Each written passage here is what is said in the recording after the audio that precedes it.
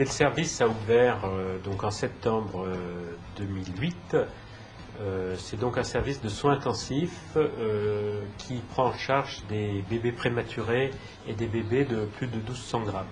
Et donc on a essayé surtout de mettre le prématuré au centre du projet de service, d'essayer de voir ses besoins, et c'est là où il nous est apparu évident, en discutant bien sûr avec d'autres équipes, qu'il fallait qu'on fasse au maximum, qu'on installe au maximum ces prématurés dans des chambres mère-enfant. Alors ces chambres mère-enfant, ça permet la proximité avec la mère, ça permet l'intimité de la relation, ça favorise l'allaitement maternel, ça favorise également le contact maternel peau à peau ou kangourou, comme on l'appelle. Et puis on a fait attention à l'environnement, c'est-à-dire que dans chaque chambre, il y a une caméra qui est fixée sur le bébé, qui permet d'observer le bébé. La possibilité d'avoir cette vidéo nous aide et nous facilite grandement la mise en place de ces soins de développement. J'ai accouché d'un petit garçon le 2 juin.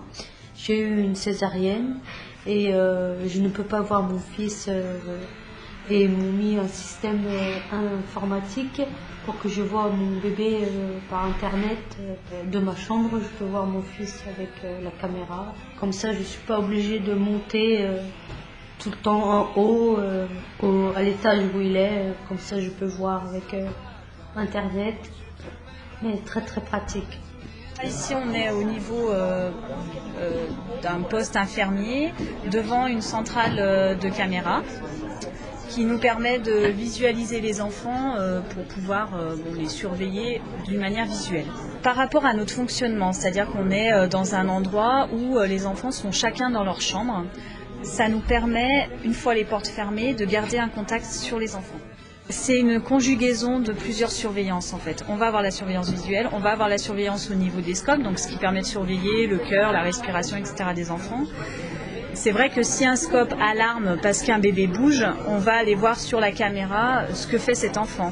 Enfin, on a l'avantage de pouvoir zoomer de façon très proche sur l'enfant, donc de pouvoir, quand les volets sont ouverts, on peut voir l'aspect cutané, c'est-à-dire si l'enfant est bleu-rose, voilà, en gros c'est ça. On peut aussi s'écarter du bébé pour pouvoir voir, là par exemple, on a des jumelles, donc ça nous permet de pouvoir visualiser les deux berceaux des bébés. Et puis de s'orienter dans la chambre. Donc même des fois, on va faire des gros plans sur des machines qu'on a pour voir si elles alarment ou pas. C'est la première fois que c'est mis en place, ça fonctionne 7 jours sur 7, 24 heures sur 24. C'est ça qui fait qu'on a une sécurité quasiment absolue. Donc c'est un concept à Villefranche qui est unique en France. En gros, la médecine devient une affaire de réseau et de ce fait, les technologies de l'information et de la communication sont au cœur de ces enjeux. C'est une solution innovante dans la mesure où pour la première fois, on a mis en place un système de vidéosurveillance qui permet à la fois d'assurer la sécurité du nouveau-né qui est en néonatologie, qui permet de préserver la relation mère-enfant, ça c'est très important, parce que grâce à la sécurité qui est établie, on peut se permettre de mettre en place des chambres mère-enfant, des chambres quasiment individuelles.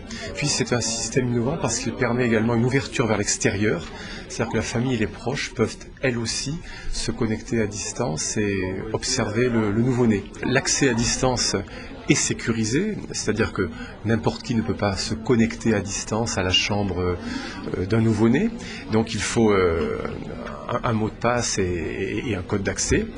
Et donc le papa, les grands-parents peuvent composer depuis leur ordinateur, par exemple, pour observer le bébé dans son petit lit. Et si on ne dispose pas d'un ordinateur, par exemple, si la maman est dans une chambre de clinique ou d'hôpital à distance de Villefranche, mais qu'elle a un de ses téléphones portables comme l'iPhone, elle peut parfaitement se connecter par Internet et voir son bébé. Les évolutions sont prévues parce que le professeur Rebaud a beaucoup d'idées, donc on a parlé de l'image, on pourrait parler du son, on peut améliorer la qualité. Ça, c'est une première chose. Deuxième chose, j'ai aussi parlé du terminal multimédia qui a d'autres fonctionnalités possibles.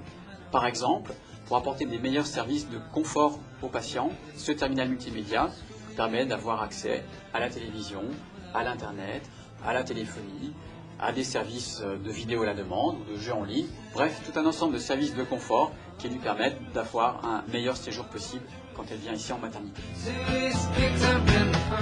Alors il y a Clémence la première, Anna la deuxième, donc ça sont jumelles, et Paul le troisième, le petit garçon qui était le plus petit mais qui fait maintenant 1 kilo de plus que les autres. Ah oui, on a bénéficié des chambres individuelles à côté. Alors ouais, c'est un peu délicat de nous le dire, mais on a été ravis. Ce qui est bien, c'est qu'on a un endroit où on peut les voir dans l'intimité. Individuellement, ouais, une chambre individuelle. On est tranquille. Et puis les soins sont super. Hein.